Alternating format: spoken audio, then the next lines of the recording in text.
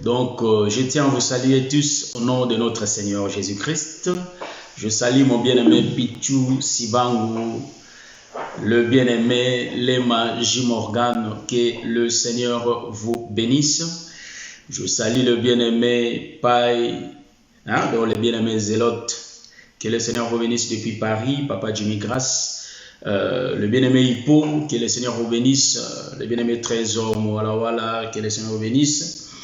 Et je tiens à saluer tous les saints des colonnes, le bien-aimé Fiston Kazi, la sœur Michael, la sœur Victoria, tout le monde, le bien-aimé Marciano, que le Seigneur vous bénisse. J'ai déjà cité mes très chers frères qui s'étaient déjà connectés, la sœur Donatella Ruth Le Tounou, que le Seigneur vous bénisse. Vraiment, sans plus tarder, aujourd'hui nous serons vraiment brefs. Donc, aujourd'hui je ne vais pas trop parler, je serai vraiment court. Car c'est l'introduction. Donc, je croyais donner seulement une seule épisode et puis passer à un autre enseignement que j'avais déjà promis il y a longtemps, les déchirements de la royauté d'Abraham. Voilà, c'est ça le titre. Les déchirements de la royauté d'Abraham. Mais convaincu par le Saint-Esprit, donc ça m'est venu à l'esprit d'expliquer l'enseignement que j'ai déjà prêché il y a longtemps. Que j'ai prêché ça. Mais vous savez, quand le Seigneur ordonne quelque chose, ça ne peut pas être exact comme on l'avait présenté la fois dernière, ou soit les années qui viennent passer, je crois il y a 2 heures de cela. Mais le Seigneur nous a mis d'autres choses à parler sur ces sujets. Voilà pourquoi nous sommes connectés pour essayer un peu de parler de l'amitié de David et de Jonathan. Vous savez que la Bible est tellement vaste. Voilà pourquoi le Seigneur nous a donné cette petite portion des Écritures que nous allons partager ensemble. Mais avant de commencer notre partage, soit notre enseignement, nous allons implorer la grâce du Seigneur nous accompagne durant tout au long de cette émission. Nous prions le Seigneur. Éternel, accompagne-nous, que ta grâce abonde sur nous. Au nom de Jésus. Amen. Oui, mes bien-aimés, en tout cas, aujourd'hui, nous allons prendre les Écritures pour expliquer ce que je viens de dire. Nous sommes dans le livre de 1 Samuel, chapitre 18, le verset 1 à 9. 1 Samuel, donc s'il y a nos bien-aimés qui sont connectés tels que, c'est-à-dire les bien-aimés qui sont là, Papa Jean-Marie ou Kitolela, s'il peut nous écrire le verset, ça sera une bonne chose. S'il est encore là. Donc, nous prenons l'écriture, c'est-à-dire nous sommes dans le livre de 1 Samuel, chapitre 18, voilà. Les versets 1 à 9. Nous lisons au nom de Jésus. David avait achevé de parler à Saül. Non. Je vais commencer au 17e verset. Je crois que je commence au verset 17. Je vais lire 57e verset 58. Après, je vais entamer le chapitre 18. Donc, je lis au nom de Jésus. Et quand David fit des retours après avoir tué les Philistins, Abner les prit et les mena devant Saül. David avait à la main la tête du Philistin. Saül lui dit, « De qui es-tu fils, jeune homme ?» David répondit, « Je suis fils de ton serviteur Isaïe, Bethléemite. » Chapitre 18, le verset 1, je commence. David avait achevé de parler à Saül. Et dès lors, l'âme de Jonathan fut attachée à l'âme de David, et Jonathan l'aima comme son âme. Ça gêne. Ce même jour, Saül retint David et ne le laissa pas retourner dans la maison de son père. Jonathan fit alliance avec David parce qu'il l'aimait comme son âme. Il ôta le manteau qu'il portait pour le donner à David et il lui donna ses vêtements, même son épée, son arc et sa ceinture. Ça c'est bon ça. David allait et réussissait partout où l'envoyait Saül. Il fut mis par Saül à la tête des gens de guerre, et il plaisait à tout le peuple, même aux serviteurs de Saül. Le verset 6. Comme il revenait lors du retour de David après qu'il eut tué le Philistin, les femmes sortirent de toutes les villes d'Israël au devant du roi Saül, en chantant et en dansant au son des tambourins et des triangles et en poussant des cris de joie. Les femmes qui chantaient se répondaient les unes aux autres et disaient: Saül a frappé ses 1000 et David ses 10 000. Verset 8. Saül le fit très irrité et cela lui déplut. Il dit: on en donne 10 000 à David et c'est à moi que l'on donne les 1000. Il ne lui manque plus que la royauté. Et Saül regarda David d'un mauvais œil à partir de ces jours et dans la suite. Amen. Oh là là. Je bénis le Seigneur parce que nous sommes connectés, nous sommes ensemble pour parler de ces choses merveilleuses par lesquelles le Seigneur nous fera la grâce d'essayer un peu de comprendre beaucoup des révélations qui sont cachées derrière ces Écritures. Je vous ai bien dit qu'aujourd'hui, c'est l'introduction, donc on fait déjà l'entrée. Et je crois que par la grâce de Dieu, et nous allons vraiment exploiter ce thème qui va nous prendre, je ne sais pas combien d'épisodes, mais pas beaucoup. Donc je crois 1 ou 2 épisodes, 3, je crois, par la grâce de Dieu. Et on comprendra beaucoup de choses. Directement, nous allons prendre l'avion et nous allons décoller, frère. Car nous aimons beaucoup plus nous mettre en l'air, car nous sommes des aigles, voyez-vous. Donc les aigles aiment trop les airs. Voilà, c'est un peu ça. Donc je vais répéter l'écriture. Après la répétition de l'écriture, là, nous allons continuer, c'est-à-dire nous allons continuer notre... c'est-à-dire nous allons donner l'explication. Commençons verset 57. Et quand David fit des retours, après avoir tué les Philistins, Abner les prit et les mena devant Saül. David avait à la main la tête du Philistin. Bon, l'écriture que moi j'ai beaucoup plus aimé, David avait à la main la tête du Philistin. Donc, en réalité ici, nous allons voir, nous avons des personnages comme Saül et nous avons David, Jonathan, il y a des Abner, on a lu Abner. Vous voyez, ils étaient tous là. Vous voyez une chose que nous comprenons, quand nous lisons une histoire dans les Écritures, nous savons bien que l'événement était déjà passé, c'était très naturel, c'était la vie dont Saül menait, David, Jonathan, Abner et tout le monde. Donc ils étaient là. C'était leur vie de tous les jours comme nous. Mais comme cela est écrit dans les Écritures, c'est là où nous comprenons que ces choses qui sont écrites dans les Écritures, cela parle de Dieu. Donc ça devient la parole de Dieu. Mais en réalité, c'était bien leur vie de tous les jours. Et quand on s'est mis dans le rouleau du livre, nous comprenons que cela devient la parole de Dieu. Or, la parole de Dieu est utile, bien aimé, pour corriger, voyez-vous, pour enseigner, pour insister là où il faut, bien aimé. Voilà pourquoi aujourd'hui, le Seigneur nous a fait la grâce de nous donner cette petite partie des Écritures que nous allons exploiter. Voyez?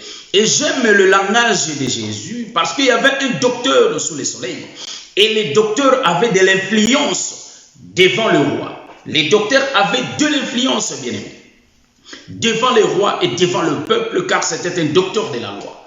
Bien aimé, il se présentant devant le Seigneur, on l'avait dit de naître de nouveau. C'est le docteur Nicodème. Vous voyez? Donc nous comprenons que ces choses, on peut les lire, on peut les étudier, frère. Mais sachons-les bien qu'il y a une seule personne qui détient l'explication de ces choses. Nous comprenons que la personne qui détient l'explication de ces choses, en réalité, c'est le Fils de l'homme, le Seigneur Jésus-Christ. Voilà pourquoi nous avons lu les Écritures, que David était dans les combats. Voyez-vous? Donc David était dans les combats. ce n'est pas Saül qui était parti combattre. Nous connaissons l'histoire de Goliath. Ce n'est pas Abner, lui le chef de l'armée. Ce n'était pas lui. Mais en réalité, c'était bien David. Voyez-vous? Or, David qui venait d'Isaïe, nous disons qu'en réalité, Isaïe est l'ombre du Père. Voyez-vous? Nous avons dit que nous allons déjà voler. Nous allons commencer déjà à partir. Donc, le père de David biologique, nous comprenons que le père de David biologique, il est l'ombre du Père. C'est ainsi que nous prenons l'autoroute pour dire, quand Saül et Abner cherchaient à connaître de qui cet homme est fils. Donc, bien aimé, sachons-le bien que sous le soleil, les gens aiment bien identifier leur frère, ou soit ce monde aime identifier les personnes, voyez-vous. Ils ont droit, c'est-à-dire ils ont ces droits-là car ils ont établi des lois qui disent que la personne, ou soit l'homme qui vit sous le soleil, doit être identifié. Est-ce que vous voyez ça? C'est ainsi que Saül et Abner, ils cherchaient de qui, surtout les rois, ils cherchaient de qui David était fils. Voyez-vous?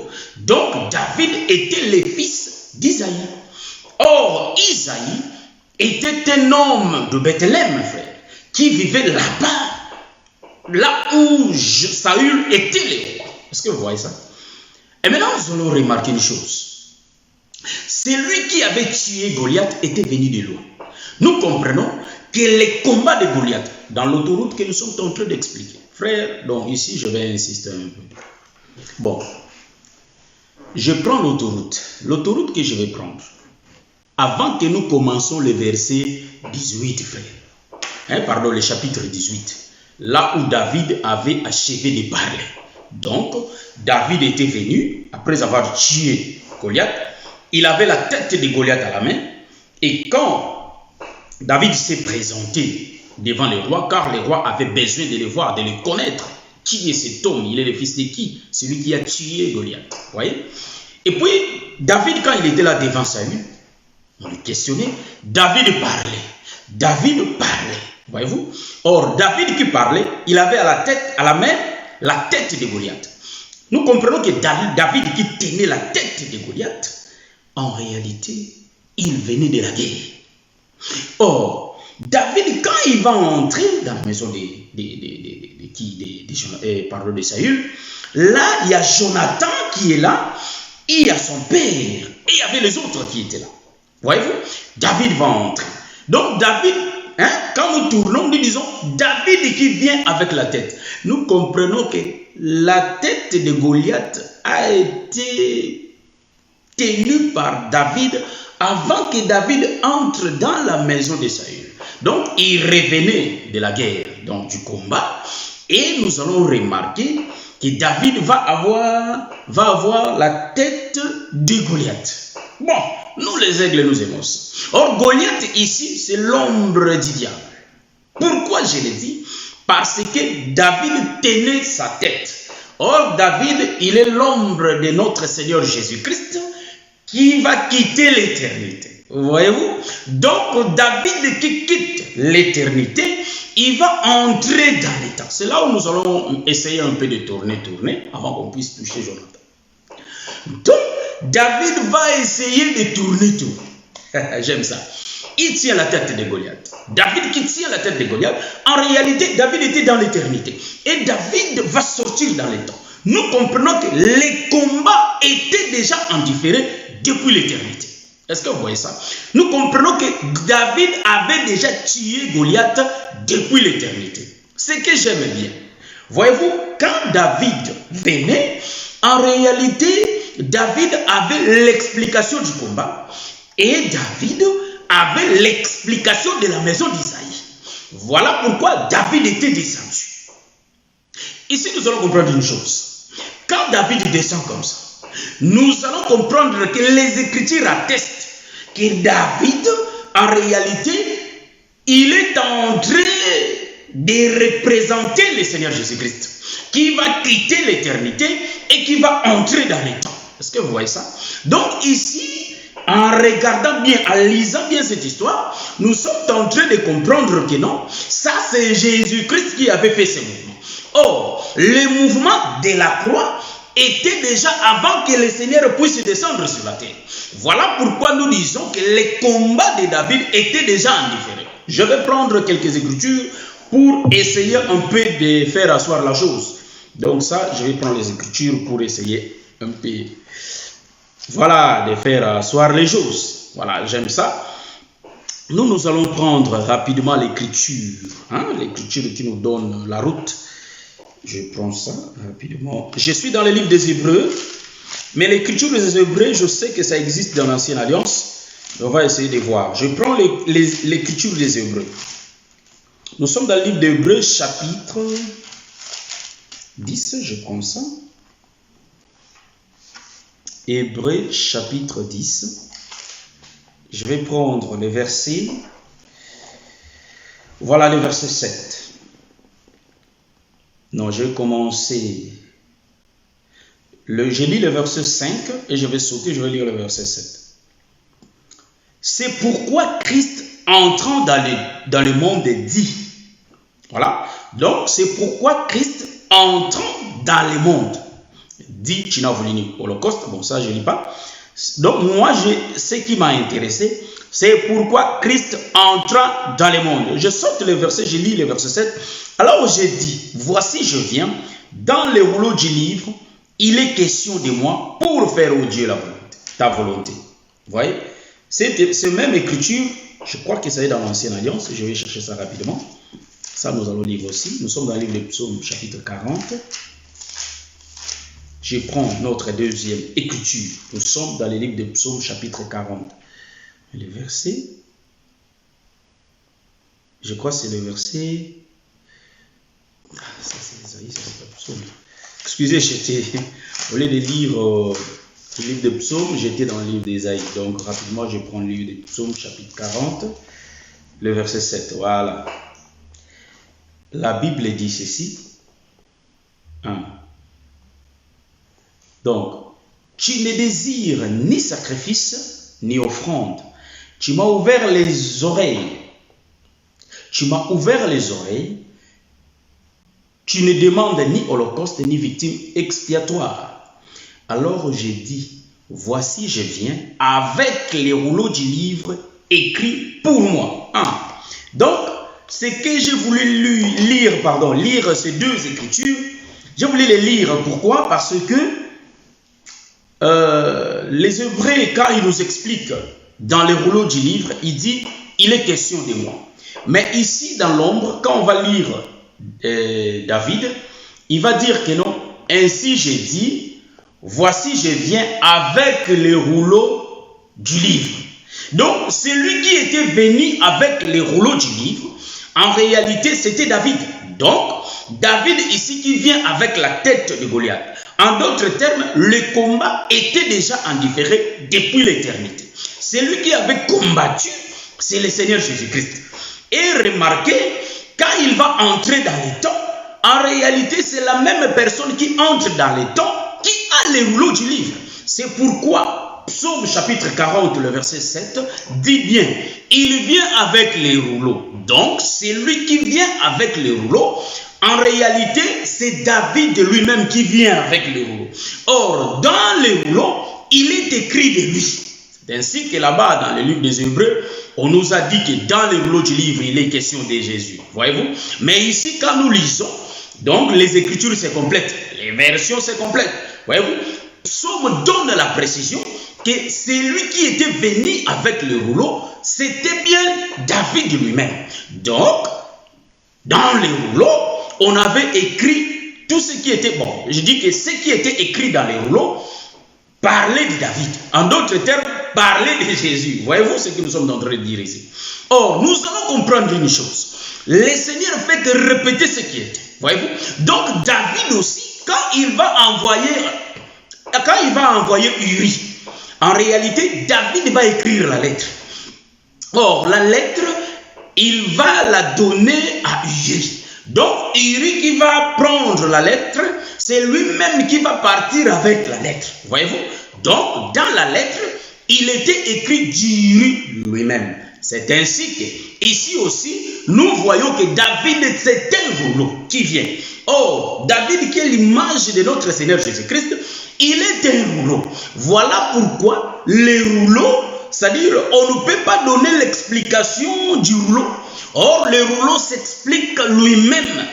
C'est ainsi que j'avais dit dans l'enseignement du samedi passé, j'ai bien dit, Jésus qui avait pris ses 3 disciples montés avec sur la montagne, en réalité, le Seigneur sur la montagne, il s'est transfiguré.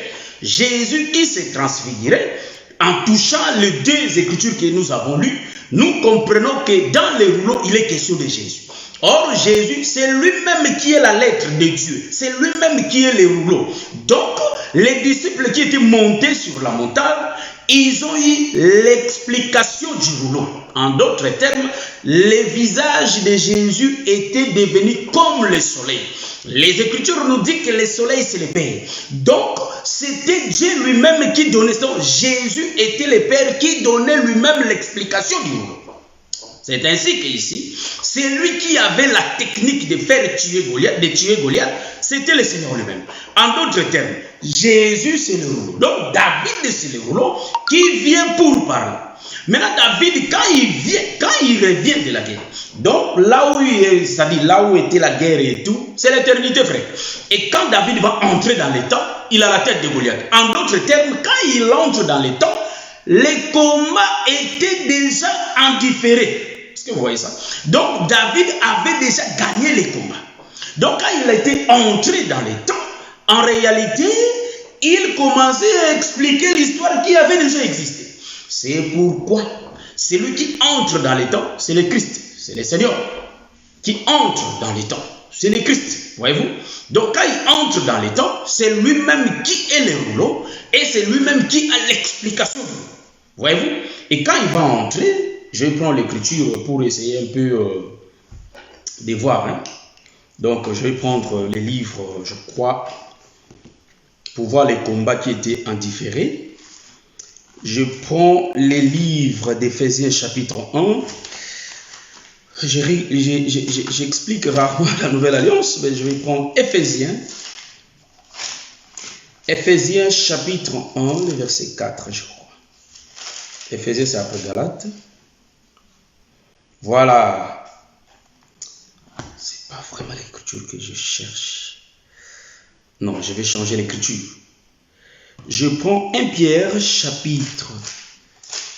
Je prends, ça je vais toucher ça comme deuxième écriture. 1 Pierre chapitre 1, le verset 20.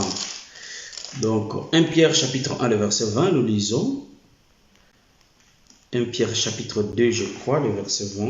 Ouais, je vais commencer au verset 18.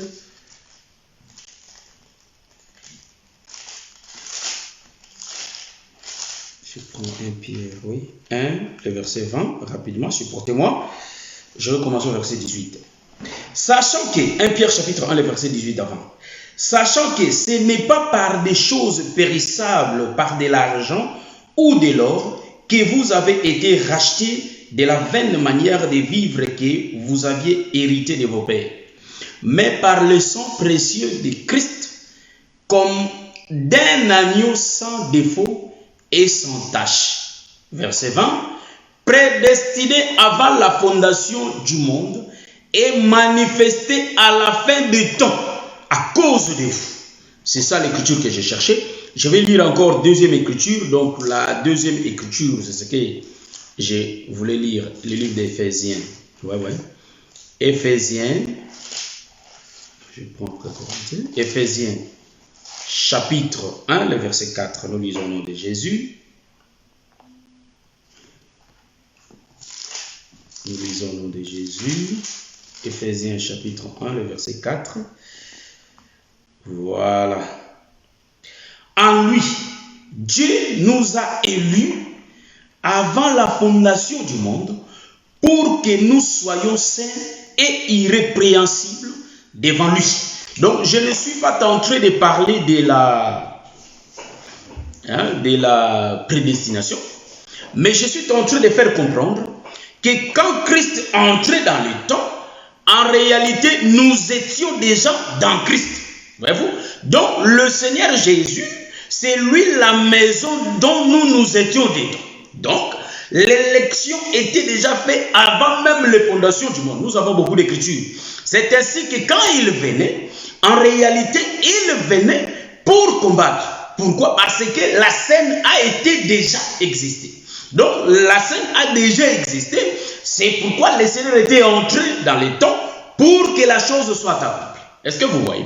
Maintenant, David, quand il va commencer à parler, c'est lui qui parle, c'est un prophète qui est envoyé de Dieu. Or, celui qui avait envoyé David, c'était bien Isaïe. Donc, quand David entre dans la maison du roi, nous comprenons que la maison du roi, c'est Israël. La maison du roi, en d'autres termes, c'est le monde.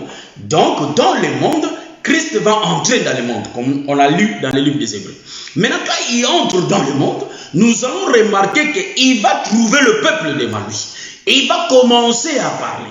Donc, quand David commence à parler, nous comprenons que David était déjà un vainqueur. En réalité, dans sa main, il avait déjà la tête de Goliath. Donc, l'évangile qu'il expliquait, c'était un évangile de victoire. Donc, celui qui allait croire à cet évangile, automatiquement, il devenait vainqueur. Voilà pourquoi, quand David parlait, ceux qui écoutaient David, en réalité, c'était bien Saül et les autres. Or, Saül qui écoute David, Saül qui avait besoin de connaître l'identité de David, il est l'ombre d'Israël. Pourquoi? Parce que si David était là, était venu, en réalité c'était pour Saül. Mais quand il commença à parler, frère, nous comprenons que tout le monde l'écoutait. Or, les paroles de David étaient tellement séduisantes jusqu'à ce que le bien-aimé Jonathan était tombé amoureux. Est-ce que vous voyez ce que je dis? Donc, je suis en train de parler les choses de Dieu, frère. Il faut me comprendre ici. Je n'ai pas encore touché l'amitié parce qu'aujourd'hui, c'est l'introduction. Et quand on va venir la fois prochaine, c'est là où on va détailler beaucoup de choses. Vous voyez? Donc, nous allons faire des tournures ici.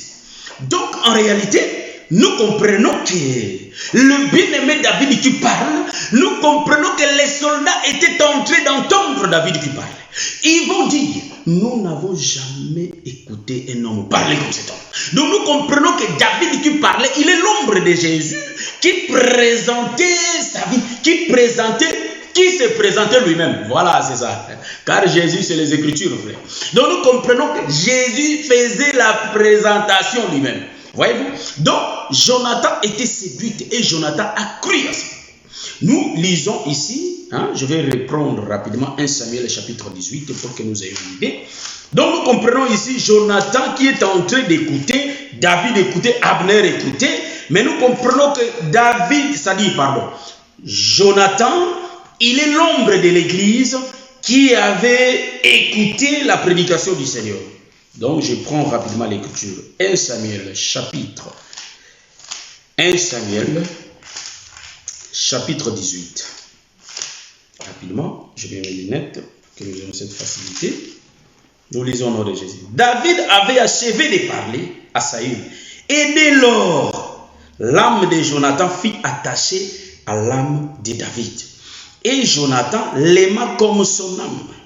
Ce même jour, Saül retint David et ne le laissa pas retourner dans la maison de son père.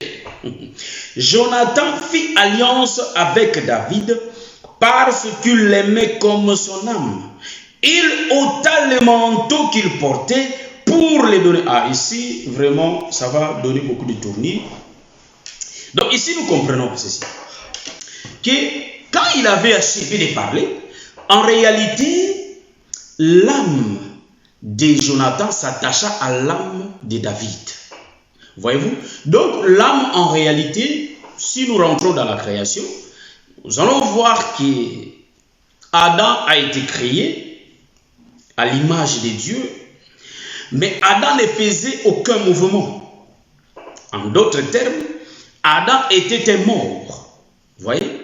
Pour que Adam ait la vie, il faut que le Seigneur lui parle. Voyez-vous? Donc, quand il souffla dans les narines d'Adam, en d'autres termes, nous comprenons que c'est David qui parlait devant la terre. Est-ce que vous voyez ça? Car la terre, c'est une épouse. Or, nous allons remarquer, la pluie qui tombait, ça choisissait les côtés qui devraient tomber. C'est pourquoi nous disons que la pluie ne tombe pas partout. Vous voyez? Donc, la pluie ne tombe pas partout. Or, nous voyons que la pluie choisit la place qu'elle va tomber. Vous voyez? Donc, c'est ainsi que pour que la pluie puisse tomber dans la vie de Jacob, il fallait que les pères puissent prier. Donc, Isaac allait d'abord prier. C'est ainsi que vous allez remarquer, la pluie n'était pas tombée chez Ésaü, mais la pluie était tombée sur Jacob. Or, ici aussi, nous allons remarquer, l'Éternel va parler à Adam. En d'autres termes, il va souffler. Donc, Adam va devenir une âme vivante. Or, une âme, en réalité, l'âme sert, c'est-à-dire l'âme, je vais expliquer l'âme, pas celle de la rousse, voyez-vous. Donc, en d'autres termes, si nous voyons l'explication générale de l'âme, nous allons retrouver que l'âme, c'est ce qui donne, c'est ce qui permet à l'homme de faire les mouvements, de dire que l'homme est vivant. Et si l'âme n'est pas dans l'homme, nous allons remarquer que l'homme ne peut pas bouger, il ne peut pas faire les mouvements. Voyez-vous? Donc, nous remarquons que l'âme, donc c'est ce qui, disons que c'est ce qui fait vivre l'homme. C'est le souffle, en d'autres termes. L'âme, c'est le souffle. Voyez-vous? Donc, nous comprenons que le souffle de Jonathan s'attacha au souffle, voyez-vous, de David. Or, David ici, en réalité, il est en train d'enseigner le peuple. Vous allez remarquer, quand David enseigne deux peuples, il est l'ombre du Seigneur qui enseigne la foule et les disciples. Donc nous allons remarquer, et tous n'avaient pas la vie, mais il faut que David vienne parler. Or, le parler de David, il donne l'explication de son origine. Voilà pourquoi nous, aujourd'hui, nous avons l'explication de l'origine de Dieu. Voyez-vous? Car le problème de Saül était quoi? Le problème de Saül, il fallait que Saül puisse connaître l'origine du père de David. Voyez-vous? C'est ainsi que les Juifs aussi. Ils voulaient les prophètes qui venaient de Dieu, car ils connaissaient Dieu selon eux. Mais en réalité, ils connaissaient seulement Dieu partiellement. Mais la profondeur de Dieu, il n'y a que le fils de David qui le connaît. Parce que David voulait expliquer l'origine de son père, car il était différent de tout le monde qui était là. C'est ainsi que, et il n'avait pas la capacité, voyez-vous, de combattre, voyez-vous. Donc ça, je mets un peu comme ça. Donc, par rapport à l'autoroute, nous avons pris que la partie là, c'était l'Éternel. Et quand nous rentrons, David entrant dans les temps, il commence à parler. L'âme de Jonathan, en réalité, s'attacha à David. Nous comprenons que quand le Seigneur prêchait Pierre, en réalité, il faut que Pierre puisse abandonner tout et que Pierre change la route pour suivre le Seigneur. Voyez-vous, nous comprenons que les paroles de David, en réalité, c'était ça l'évangile éternel. Est-ce que vous voyez ça? Les paroles de David, c'était ça l'évangile de Christ. L'évangile de paix, l'évangile de la grâce. Voyez-vous? Donc, c'était ça qui change l'homme.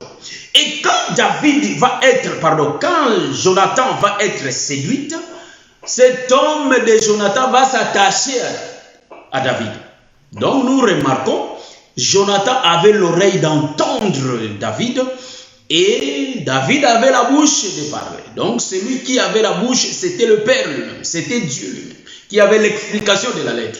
Donc David, il est l'ombre de notre Seigneur qui était venu chercher le Père.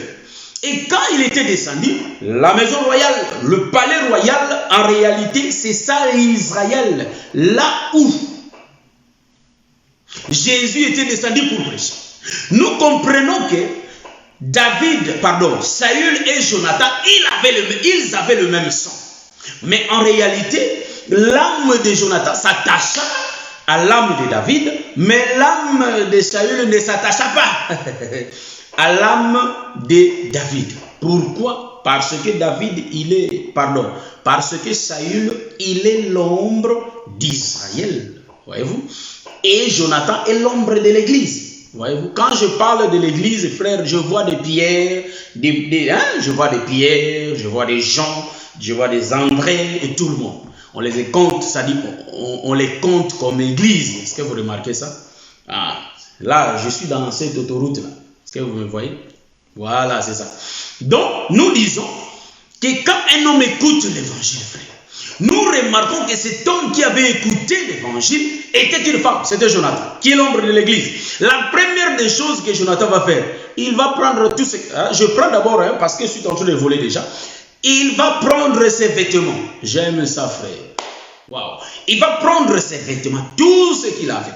Il va donner ça à David, frère.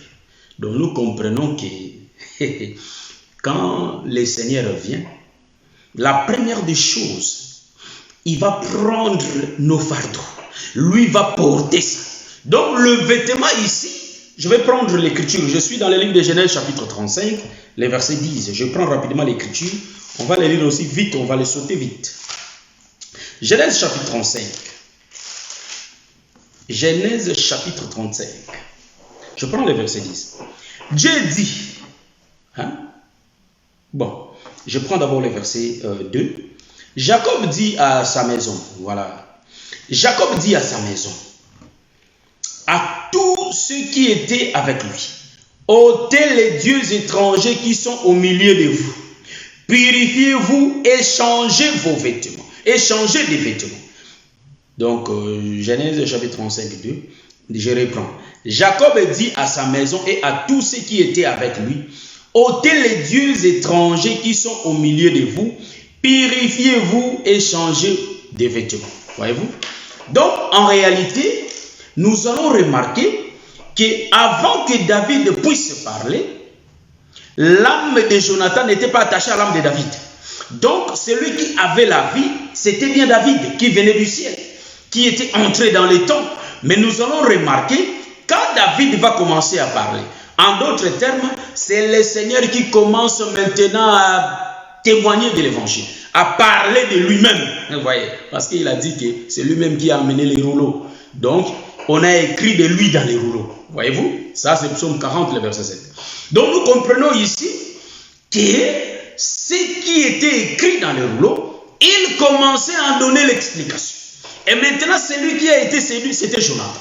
Donc, Jonathan, il est l'ombre de Pierre. En d'autres termes, l'ombre de l'église qui avait cru. Quand bien même tous étaient des juifs, frères. Mais nous remarquons que quand ils avaient cru, en réalité, c'était bien la nuit qui avait cru pour que la nuit change en lumière. Est-ce que vous voyez, vous remarquez ce que je dis? Donc, Jonathan va enlever tout ce qu'il avait. C'est pourquoi je commence à exhorter quelqu'un. La Bible dit que si vous entendez sa voix, n'endurcissez pas vos cœurs. Vous voyez? Automatiquement, il faut changer des habits. Or, les livres d'Apocalypse nous démontrent que les vêtements, en réalité, les habits, le lin, c'est les œuvres de saints. Donc, Jonathan avait d'autres œuvres avant qu'il puisse écouter David. Après avoir écouté David, en réalité, Jonathan va enlever tout ce qu'il avait pour en donner à qui? À David. C'est pourquoi nous allons remarquer. Élie aussi, quand il avait croisé la veuve de Sarepta, la veuve de Sarepta avait rien que sa farine et de l'huile, voyez-vous. Donc, elle voulait faire seulement son gâteau et quand elle allait finir, et puis elle savait que la mort venait déjà, voyez-vous. Mais le prophète Élie avait dit, fais d'abord pour moi. En d'autres termes, pour que la veuve reçoive le pain ou soit les gâteaux venant du Seigneur, en réalité, c'est-à-dire pour que la veuve reçoive l'abondance, c'est-à-dire des farines, de l'huile, tout, en réalité, elle avait d'abord donné ce qu'elle avait. Donc nous aussi, dans l'exhortation, je suis en train de dire, bien aimé, nous, quelle que soit la sorte de vie que nous sommes en train de mener, sachons-le bien que même Salomon était descendu vers les femmes étrangères. Les femmes étrangères n'avaient pas eu de bonne vie. Voilà pourquoi nous voyons ici que les Jonathan de David n'avaient pas eu de bonne vie. C'est pourquoi David était descendu. Or, le problème de David était descendu pour leur donner la vie. Voilà pourquoi nous disons que la vie se réside aussi dans les vêtements. Est-ce que vous voyez ça? Donc, la vie, c'est dans le sang. Son sang, c'est ce que nous avons, le sang de notre Seigneur Jésus-Christ. Voyez-vous? Donc, en réalité, nous disons aussi que le sang, c'est-à-dire la vie réside dans les vêtements. Je vais expliquer. Donc, en réalité, il faut prendre, quelle que soit la vie que nous sommes en train de mener, quelle que soit cette mauvaise vie, frère, les problèmes pour que nous soyons sauvés, il faut que nous changeons nos vies. En d'autres termes, l'ancienne vie, il faut que nous la remettons entre les mains de notre Seigneur Jésus-Christ. C'est lui qui porte nos fardeaux. C'est lui qui porte nos péchés. Est-ce que vous voyez ça? C'est ainsi qu'il était devenu péché pour que nous soyons sauvés. Voyez-vous? Aujourd'hui, bien aimé, c'est l'introduction. Quand nous allons venir les samedis prochains, nous allons tourner des révélations pour démontrer qui est Saoul. Ça va changer. Donc, nous sommes en train de dire que non, il faut que, étant les enfants de Dieu, nous menions une vie qui est propre devant le Seigneur. Une pieuse vie. Une vie pieuse. Est-ce que vous voyez ça? C'est ainsi que la Bible dit, si nous voulons vivre pieusement devant le Seigneur, nous serons persécutés. Dans la vie chrétienne que tu es en train de mener, dans la vie chrétienne que je suis en train de mener, si moi, en réalité, je ne suis pas persécuté, il faut que je commence à me demander, donc peut-être je ne marche pas bien selon les Écritures. Voyez-vous? Donc, les enfants de Dieu connaissent les persécutions. Voyez-vous? Donc, le problème c'est quoi? Quand nous écoutons l'évangile, il faut que nous changeons nos vies. Donc, les anciens vêtements, il faut que nous les ôtions et que nous les donnons au Seigneur. Car c'est lui qui sait porter nos fardeaux. C'est lui qui sait porter nos péchés. Vous voyez ça? Donc, c'est difficile aujourd'hui. Et quand nous voyons que nous sommes des chrétiens qui priment nos comportements, si nos comportements ne changent pas, en réalité, nous allons comprendre que le Seigneur n'est pas d'accord avec nous. Voyez-vous, c'est ainsi que Dieu punissait Israël à chaque fois qu'Israël péchait, le Seigneur leur punissait. C'est ainsi que nous aussi, il faut que nous marchions pieusement, afin que nous soyons aimés de Dieu. Voyez-vous? Donc, je rentre dans mon enseignement. Donc, Jonathan, il ne va pas supporter. Il va donner ses vêtements. C'est ainsi que je suis en train d'expliquer les vêtements que Jonathan avait donnés. Je prends le premier volet des vêtements. Voyez-vous? Jonathan qui donne tout, il va changer sa vie. Donc, tellement il était attaché. Il a aimé l'évangile. Donc, il a donné sa vie à David. Voyez-vous? Donc, Jonathan, c'est l'église qui change de vie, qui donne sa vie au Seigneur. Voyez-vous? Donc, c'est comme ça. Et maintenant, qu'est-ce que nous allons remarquer? Nous allons remarquer une chose, en changeant de costume. Nous tournons beaucoup dans l'évangile, frère. Nous n'avons pas une seule position. Bon, j'avais dit que ça va beaucoup changer la semaine prochaine, mais je n'arrive pas à me contenir. Je dis ça, non, il faut que je monte aussi. Donc, en réalité, dans le deuxième volet, nous comprenons que la maison de David, ça vient. La maison de David, c'est le palais royal. Donc, David était un roi. Donc, celui qui trônait dans ce palais, c'était David. Et le fils de David, c'était qui? C'était Jonathan, frère. Est-ce que vous voyez? C'était Jonathan, le fils. J'aime ça, frère. Donc, Jonathan, c'était lui le fils de David. Oh, j'aime ça. Et quand David va entrer dans le palais, je suis en train de tourner cet évangile, frère. On nous a enseigné par les frères qui nous ont enseigné, nos pères qui nous ont donné l'évangile, car nous avons appris cet évangile. Voyez-vous? Donc, nous ne disons pas qu'on dormait. Voyez? Donc, ceux qui nous ont enseigné, ils ont dit que une écriture peut dégager plusieurs ombres, mais cela dépend de la position du soleil, parce que tout dépend du soleil. Le soleil, c'est le Père, frère. Donc, tout dépend du soleil. Donc, le Père, quand il écrit, il faut faire très attention, car le Père a beaucoup de yeux, voyez-vous. Donc, quand il est lu, en réalité, le Père, quand il lit ce qu'il a écrit, il peut lire ça dans plusieurs façons. C'est pourquoi Jésus avait le langage terrestre, il avait aussi le langage céleste. Donc ici, nous disons que David s'est déplacé, frère. Donc pour que David se déplace, donc pour que David entre dans le palais royal, il faut que David puisse tuer quelqu'un. J'aime ça, frère. Donc, ayant l'accès au palais royal, en réalité, il faut que tu sois un maître. Voyez-vous? Donc ici, nous comprenons qu'il y avait l'armée céleste de Gabriel était là, de Michael était là. Mais David voulait entrer là. Or, David était un enfant d'un homme qu'on appelle Isaïe. Donc, Isaïe change de costume. Il devient un papa normal, voyez-vous. Donc, David, en réalité, c'est lui le fils d'Isaïe. Or, Isaïe, là, c'est lui qui avait retenu David en captivité, nous nous tournons comme ça. Voyez-vous? Donc Isaïe là, il est le père. Hein? C'est pourquoi nous avons deux pères. Si de ce côté-là, il y a Dieu, c'est que de l'autre côté, il y a aussi les pères.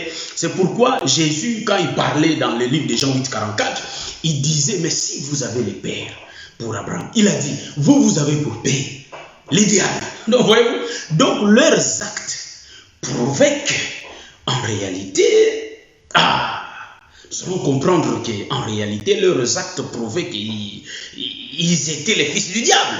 Voyez-vous, car ils ne faisaient pas la volonté de Dieu. C'est ainsi qu'ici, nous allons remarquer que la Bible dit que si nous écoutons sa voix, il ne faut pas que nous nous endurcissions, c'est-à-dire, il ne faut pas que nous endurcissons nos cœurs.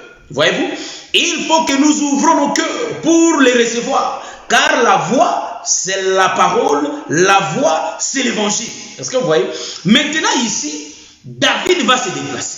Or, le déplacement de David, il est en train d'accomplir l'écriture. Car la Bible dit, fouillez l'impudicité. La Bible dit, résistez au diable et il fuira loin de nous. Donc, David va faire le mouvement de quitter la maison de son père.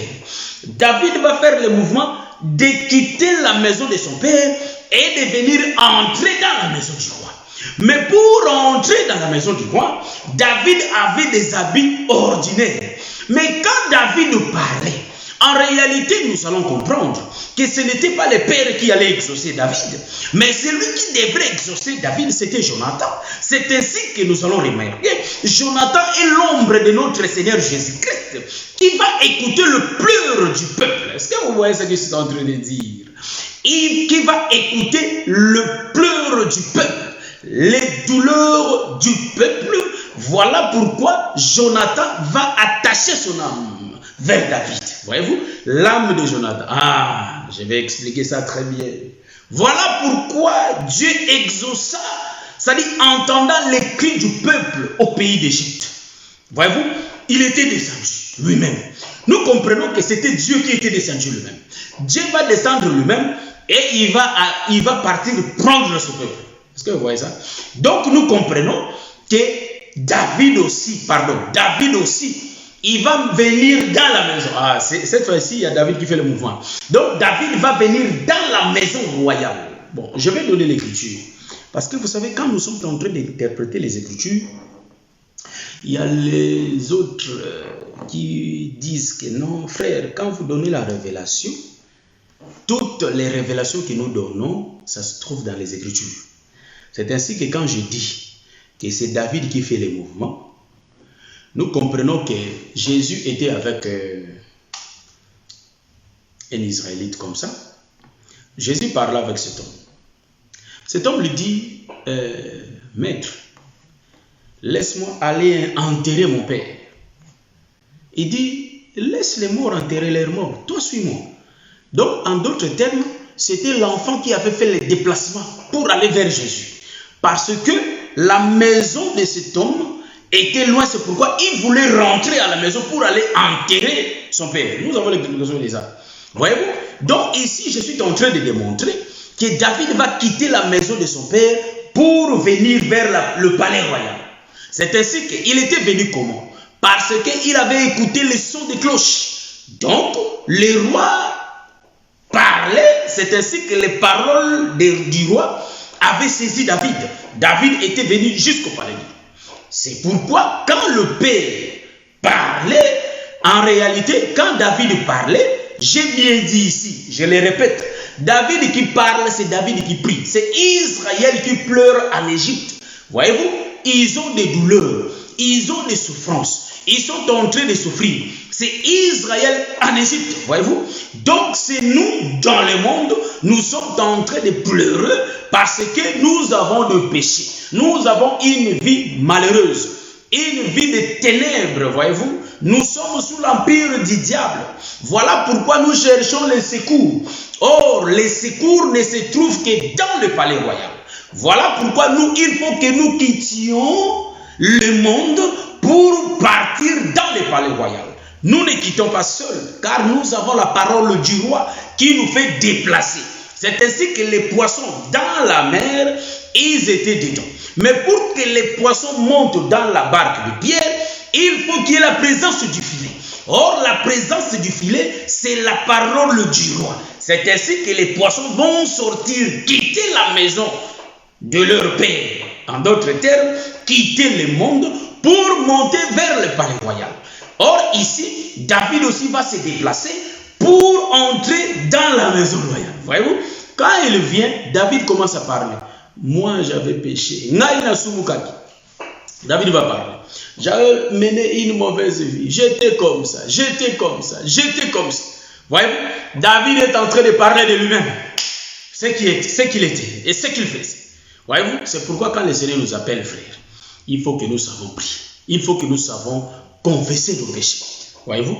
Donc ici, quand il est en train de parler, Jonathan va tomber, c'est-à-dire va aimer. L'âme de Jonathan va s'attacher à l'âme de David.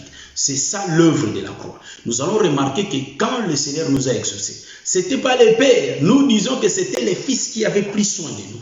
C'est ainsi que les fils étaient montés sur la croix pour nous sauver. Or ici, Jonathan devient l'ombre de Christ. Et nous remarquons, David, c'est le peuple, c'est Israël. Donc dans David, il y a Israël, il y a les nations. En réalité, qui montent. Donc le peuple est sauvé. Donc nous disons qu'Isaïe avait beaucoup d'enfants. Mais c'est lui qui était monté pour porter l'habit de Jonathan. J'aime ça. Oh. Donc nous comprenons que les vêtements que Jonathan donnait à David, en d'autres termes, les vêtements là que Jonathan donnait à David, c'était lui-même qui entrait dans David. Voyez-vous? Donc, automatiquement, les vêtements, c'est tout un homme, frère. Nous disons que les vêtements, c'est ça l'homme. C'est ainsi que Jésus, quand on le touchait, je bénis mon frère, c'est ainsi que Jésus, quand on le touchait, il a dit, la femme là qui avait la perte du sang pendant 12 ans, quand il avait touché les vêtements, le pan de robe de Jésus, Jésus a dit qui m'a touché. Donc le vêtement c'est un homme. Voyez-vous? Donc en réalité, Jonathan s'est dépouillé et il donnait ses vêtements à David.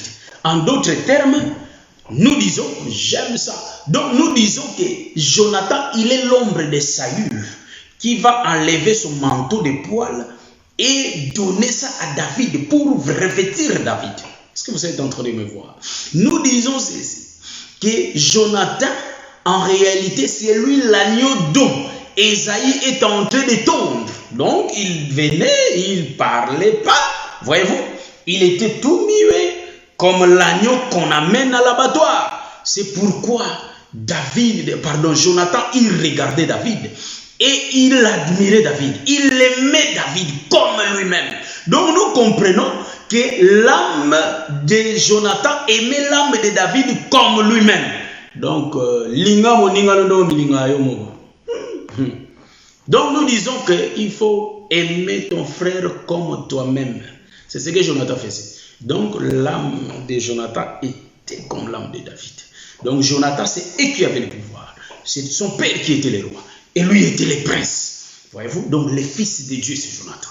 Donc il est l'ombre de Jésus qui va aimer David comme lui-même jusqu'à prendre son manteau, ses vêtements, ses armes, tout pour donner à David. Donc nous disons que David qui était avant, en réalité, là je commence directement, cette partie, je commence directement verset 18, et chapitre 18, verset. Donc nous disons que David était devenu comme Jonathan. Donc si les gens regardaient David, en réalité, il allait voir le prince. C'est ainsi que nous aussi, nous sommes revêtus de vêtements de notre Seigneur Jésus-Christ. En d'autres termes, je vous l'ai dit, nous sommes revêtus du vêtement d'Isaïe. Voyez-vous? Car nous sommes Jacob qui porte le manteau. Donc, en réalité, comme David porte les habits royaux, les habits royaux, donc il porte le vêtement royal, nous comprenons que David était devenu fils d'Ésaü. Parce que ce sont les vêtements dont Jonathan portait. Or, Jonathan était le fils d'Ésaü. Automatiquement, David était devenu le fils d'Ésaü. Est-ce que vous voyez ça? Donc, en réalité, voyez-vous qu'il y a l'intimité qui entre. C'est ainsi que nous aussi, avec le Père, il faut que nous ayons l'intimité. nous disons que dans chaque couple, il y a la complicité. Donc, je descends un peu pour expliquer les couples du monde. Dans chaque couple, il y a la complicité. Donc, si dans votre couple, la complicité n'existait pas entre l'homme et la femme, il faut faire tout pour en avoir. Parce que c'est un secret. C'est ce qui donne la force du couple. Voyez-vous? Donc, l'homme et la femme deviennent comme des jumeaux. Comme une seule personne. Ils ont une complicité là que je ne sais même pas expliquer. Je ne saurais même pas expliquer. Voyez? Donc, ils s'aiment vraiment. Même s'il y a des mésententes pour un temps, mais vous allez sentir que comme ils vont s'entendre, donc il y a quelque chose qui se passe là-dedans. C'est cette relation-là, nous étant les chrétiens, que nous devons chercher aussi avec le Seigneur. Voyez-vous? C'est ainsi que David, quand il venait, Jonathan regardait David comment il était sale. Comment les habits qu'il portait. Les habits ne passaient pas, ça ne correspondait pas dans le milieu qu'il était. Mais en réalité, il a pris tout ce qu'il avait. Il avait donné ça à David. C'est le Seigneur qui nous a donné sa vie. C'est ainsi que lui qui n'avait pas de péché, mais il a porté nos péchés. Est-ce que vous voyez ça? C'est Salomon. C'est Salomon qui est en train d'adorer avec les femmes, les 300 concubines étrangères. Est-ce que vous voyez ça? Donc nous disons que ça c'est l'œuvre de Jonathan. Nous avons tourné des deux côtés. Hein, c'est l'intro parce que je n'ai pas encore expliqué l'amitié. Hein, donc l'amitié de David, on va tourner dans ça. J'ai dit qu'on ne va pas faire beaucoup d'épisodes. Peut-être 2 ou 3, je ne sais pas, peut-être 2 aussi. Mais en tout cas, nous allons virguler pour donner les sens. Car il y a beaucoup de choses à dire dans ces choses. Que le Seigneur vous bénisse. J'avais dit que je ne vais pas mettre longtemps. Ouais, je n'ai pas mis longtemps. Voilà, c'est 1 heure du temps. Que le Seigneur vous bénisse. On se voit les dimanches prochains. Cherchons cette intimité avec Dieu. Prenons le temps de nous agenouiller et de prier beaucoup. Donc, les gens qui prient beaucoup, frères, les gens qui prient beaucoup, vous allez remarquer, il y a un grand changement. Donc, il y a une grande partie de la distraction qui va disparaître dans votre vie. Si vous avez beaucoup de temps de prière, si nous avons cette profonde vie de prière, vraiment la distraction va nous abandonner. Et le Seigneur s'approchera vraiment de nous. C'est ainsi que nous disons, c'est bien d'avoir la connaissance, c'est bien d'obéir à Dieu, mais il faut rajouter la vie de prière. La vie de prière fait du bien. Tout le monde, frère, peut t'abandonner, mais le Seigneur ne t'abandonnera pas. Il sera toujours avec toi. C'est ainsi que, frère, je vous conseille, soyons concentrés, évitons des distractions, entrons dans la profondeur de la prière et nous allons vraiment remarquer un grand changement dans nos vies. Que le Seigneur vous bénisse et nous allons écouter la musique, savourer la chanson et on va se voir les samedis prochains pour parler de notre deuxième épisode. Là, nous allons révéler aussi des choses cachées. Que le Seigneur te bénisse, mon docteur Adélard, papa Jean-Marie Okitole, papa Adélard, que le Seigneur vous bénisse, ma sœur Donatella, Ruth, ma sœur Wanimbila, ma sœur José Ilengo, Esther Makizembe Nyota, que le Seigneur te bénisse, ma sœur. J'ai béni toutes les sœurs qui vont me suivre après, ainsi que les frères, tous les hommes de Dieu qui vont me suivre après. Que le Seigneur vous bénisse, c'est la sœur Dorian Letounou, que le Seigneur vous bénisse. On va se voir la sœur Mélodie, la sœur Michael, le bien-aimé Marciano, le bien-aimé Fiston Kazi, le bien-aimé William, que le Seigneur vous bénisse. Assemblée de saints, des colonnes, que le Seigneur vous bénisse. Mon bien-aimé papa Peter Mokwa, que le Seigneur vous bénisse. Papa Gisela Binueta, que le Seigneur vous bénisse. Ça fait longtemps. Mais on va se voir. Il y aura vraiment, le samedi prochain, il y aura des tournures de virgule, frère. Que le Seigneur vous bénisse, on va se voir le samedi prochain à 19 h, comme d'habitude.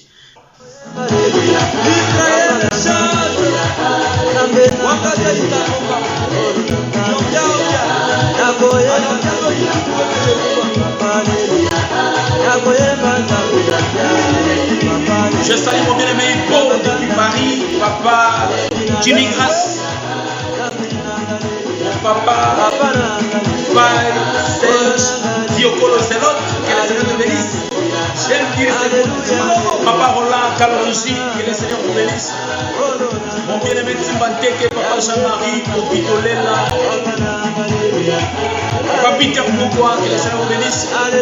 Papa David Mouliro, Papa Jean-Didier Dinganga, que le Seigneur vous bénisse. Papa Siano, bien-aimé Blanchard, mon bien-aimé Timbanteke.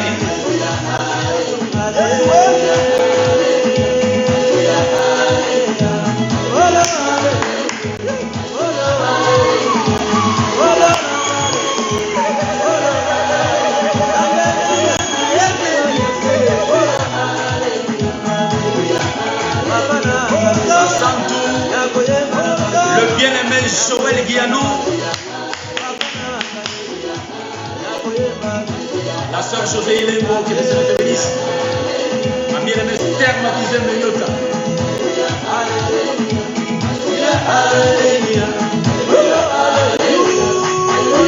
Quand on danse comme ça, on entre dans la profonde vie des prières. Ça fait du bien.